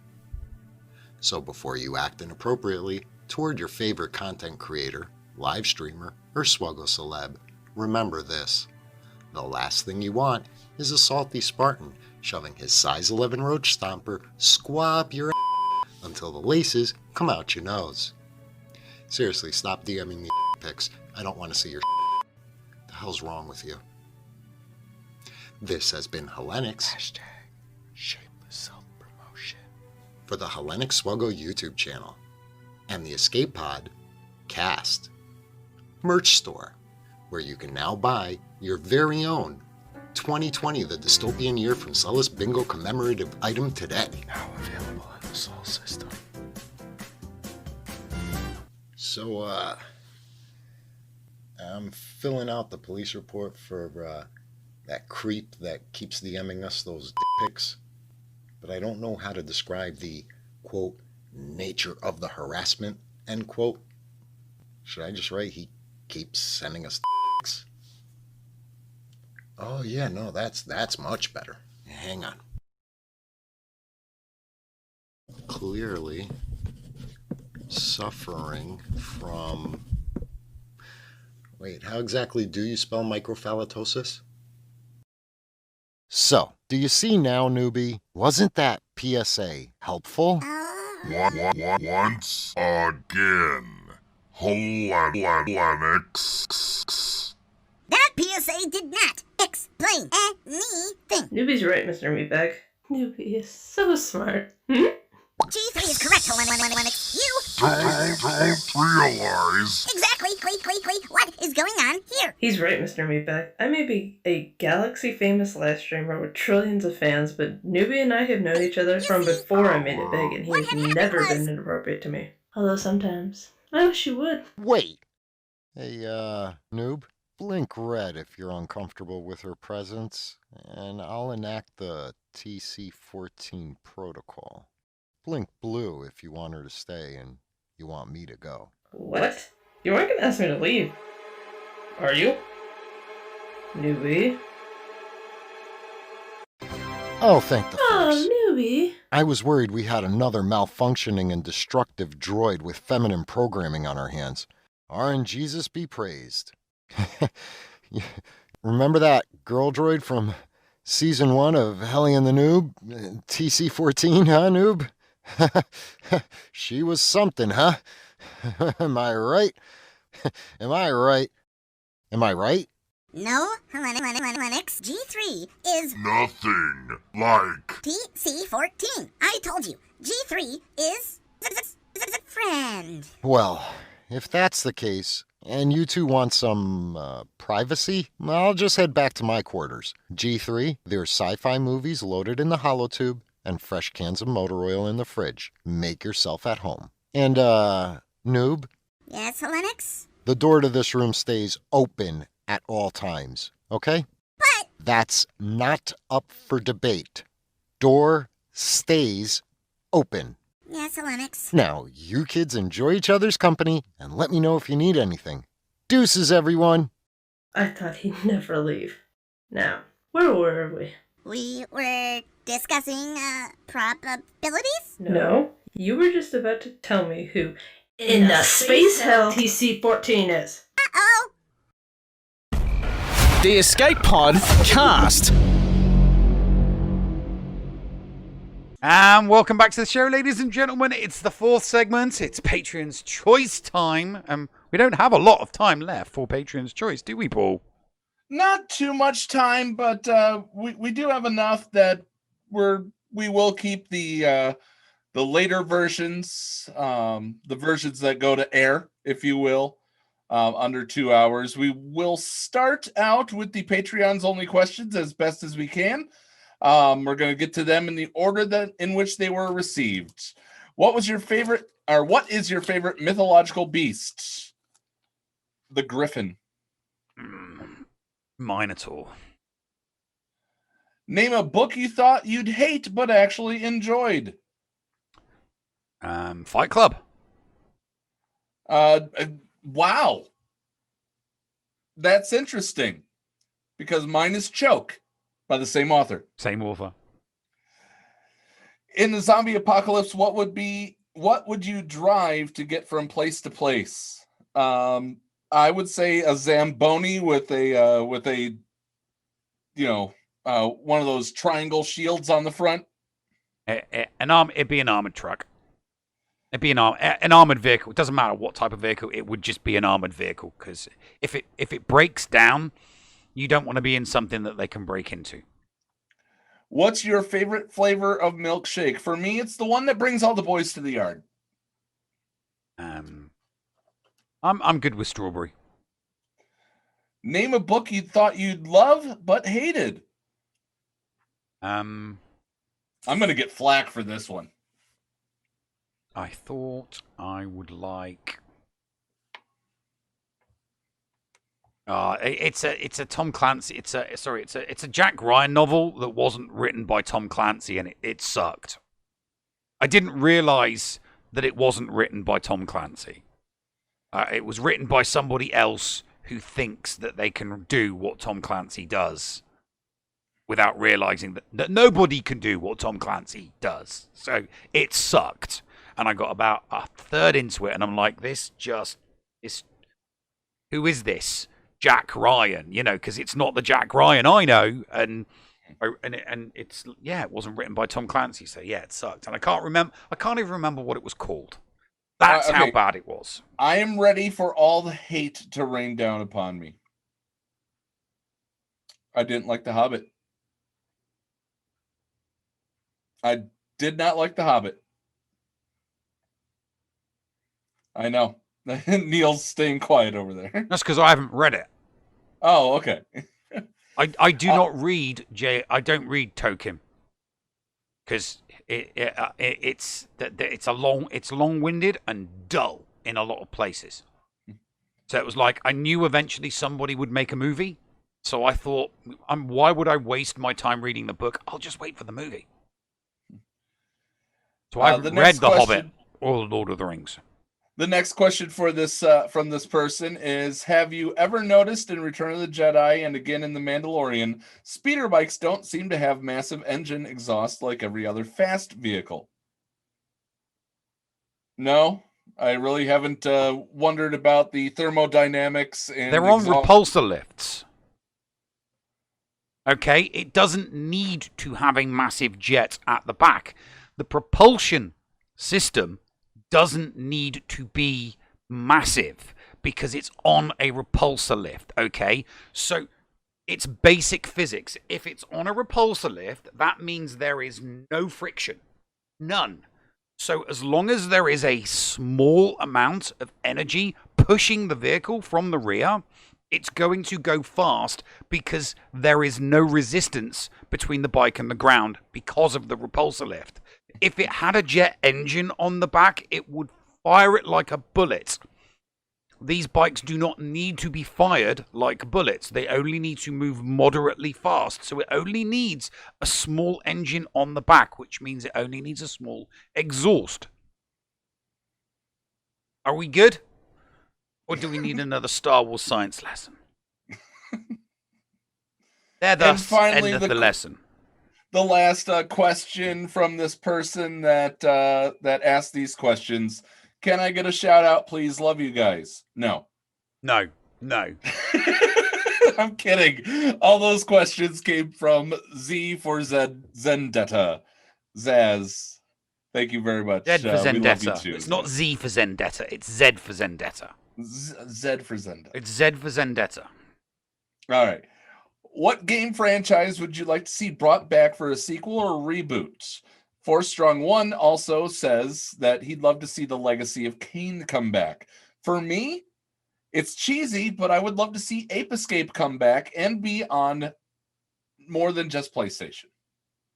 I'm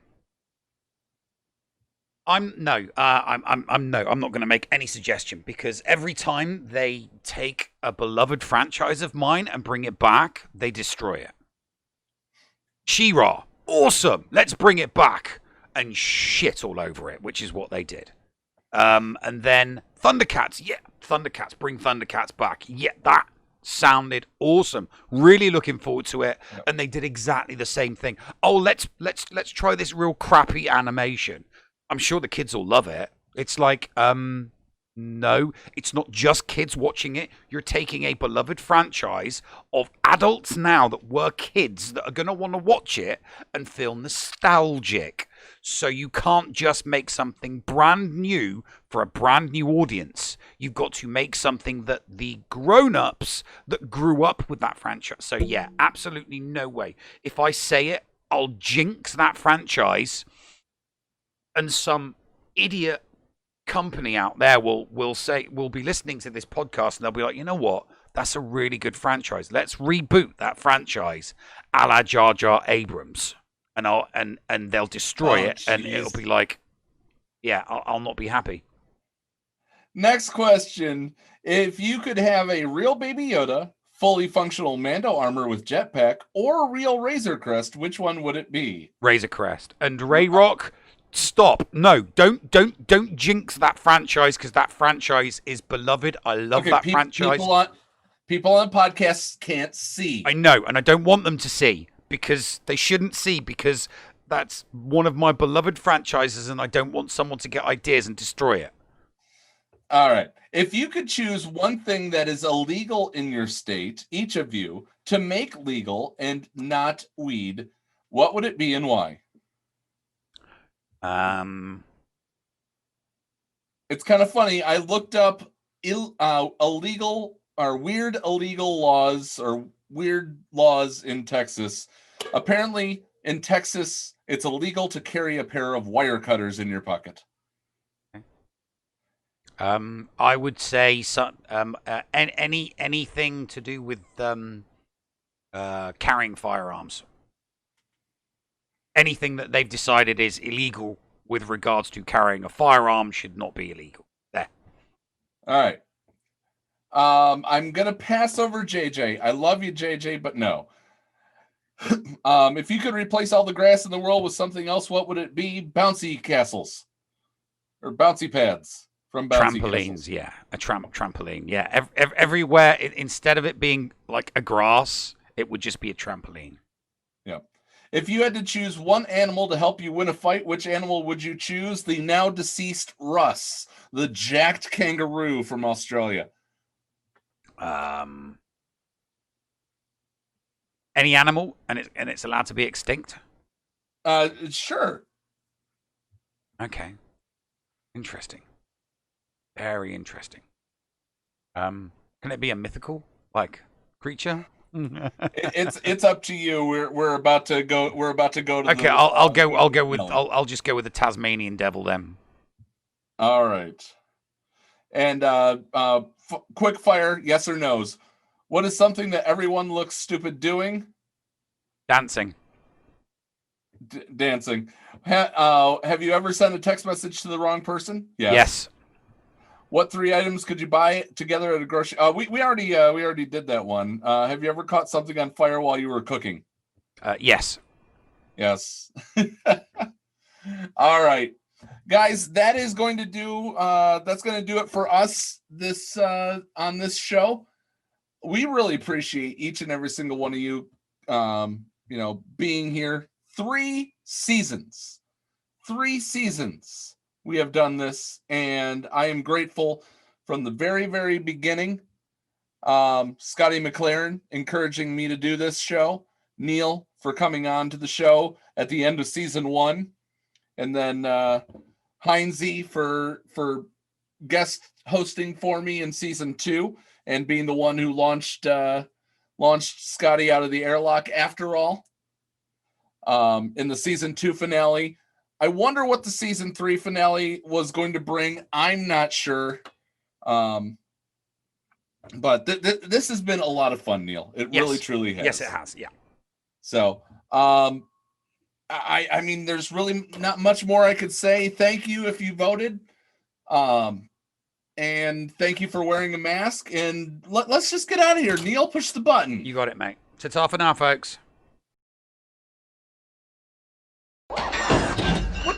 What just happened? Quick, go to blue alert. I don't know, mate. The hyperdrive, it just stalled out. Do we go to red alert? Are you sure? It does mean changing the light bulb. Well, did we take blaster fire or something? Guys, what the heck was that? I don't know. Did you guys see anything back there? Go check the hyperdrive llama. Something tripped it. Oh, okay. I'll be right back. I'll go check engineering. Right. Well, while she goes and does that, can you believe it has been 3 seasons of the Escape Pod cast? Nah, mate. It's been a ride. At least nobody got sent out an airlock this time. And Helly and the Noob have been so entertaining week in, week out. I'd say this has been a fun ride. That it has. And I mean, this is the only beginning for what I would call another era of the show. So far, 91 episodes, if you count the craziness of the whole AT-101 situation. Guys, the hyperdrive is smoking pretty bad. This is not good. It's what? Okay, Neil, how are we going to get out of this one? We're deep in the Outer Rim. We have no jobs here to supplement us while we're in wild space. Did you guys want me to call someone about it? Get back to engineering. And if you could stop the smoke before any of that gets up here in the cockpit, I don't need Neil passing out of the controls. Okay, let's stay calm. It's not like we haven't had trouble like this in the past. I mean, this is the ship that made the chips and beer run in less than 12 parsecs. It's really bad back here. Can you put the fire out or not? Ugh, that's it. I'm calling Helly and the noob.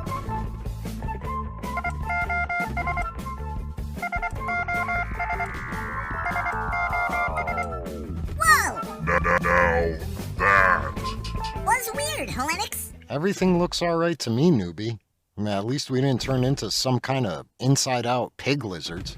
I think we're fine. I wasn't suggesting a teleporter malfunction. Hellenix. Okay, then. What was so weird about our arrival exactly? We're based on Star Wars characters, aren't we, Hellenix? Yes, well, I mean, kind of. I mean, you are. So, yeah, I guess. But teleporters are Star Trek technology, aren't they, Hellenix? Right. So our arrival here doesn't make any logical sense. Noob. Yes, Hellenix? When you and I are involved, Yes? the best thing you can do Yes? is not think about it. I am a droid, Hellenix. I don't think. I perform calculations. Hashtag callback. All right, time to get down to business. Rick, send it down. What the? Got it. Thanks, Rick. Hellenix, is that a hyper Drive pack? Sure is, newbie. But I thought we were born again free to play SWGOH gamers. We are, noob. But those packs are hyper expensive. We can't afford that. We aren't even monetized yet. No, we are not. So how did we get our hands on a hyperdrive bundle? I have high friends in low places, noob. Sanchez. I knew it. I said, don't think about it, noob. Plus, remember all those paid sponsorships and them PSAs I do? Yes. And remember how I told you I needed to borrow a shiny nickel from you because I was short on paying a bill? Uh-huh. Well, that nickel was the last installment I needed to make on the Wales Fargo layaway plan, which I used to finance this damn thing. But if Neil finds out, he'll punch holes in our taped up free-to-play cards. No, he won't. Why is that? Jeez, with the questions. Because we aren't using the bundle for ourselves. Therefore, it isn't a violation of our born-again free-to-play pledge. So, instead of questioning everything, how's about just helping me get this overpriced booster pack inserted into the Fulcrum's hyperdrive receiver, huh? Okay.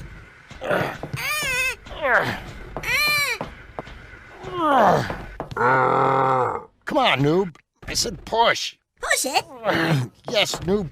Push. Push it. Push it real good. It looks like we've done it. I guess all we have left to do is head up to the bridge and let Paul, Neil, and Llama, and the Ewok, and the Jawa, and Ludbaka know that we've saved them. Nope. Wait, why not? That does not compute. Meatbag. Because we don't do good deeds, then look for acknowledgement from the people we tried to help, newbie.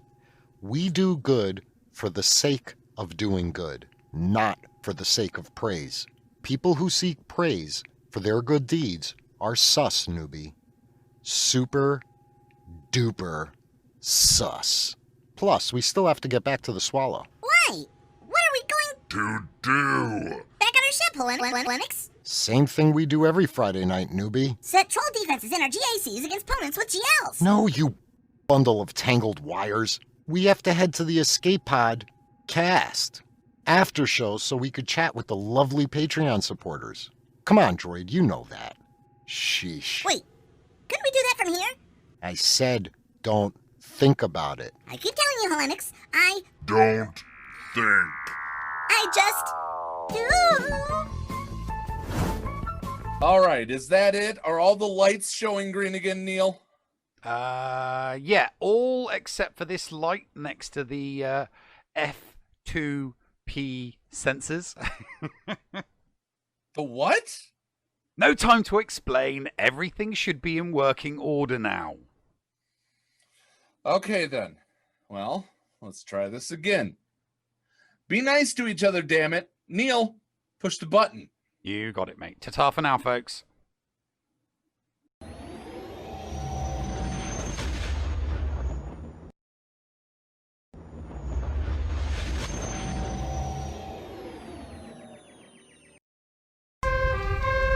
What's going on? Where the hell are we? Paris? Thank you for pressing the self-destruct button. Attention! This is Colonel Sanders in forward command. Abandon ship! Abandon ship! All personnel proceed to escape pods. Close down the circuits. Evacuate the city. Self-destruct mechanism has been activated. Abandon ship! Where is it? Where is it? It's gonna be here. Out of order! Even in the future, nothing works. This ship will self-destruct in exactly 10 seconds. Counting down. 10, 9, 8, 6. 6! What happened to 7? Just kidding. 3, 2, 1. Have a nice day. Thank you.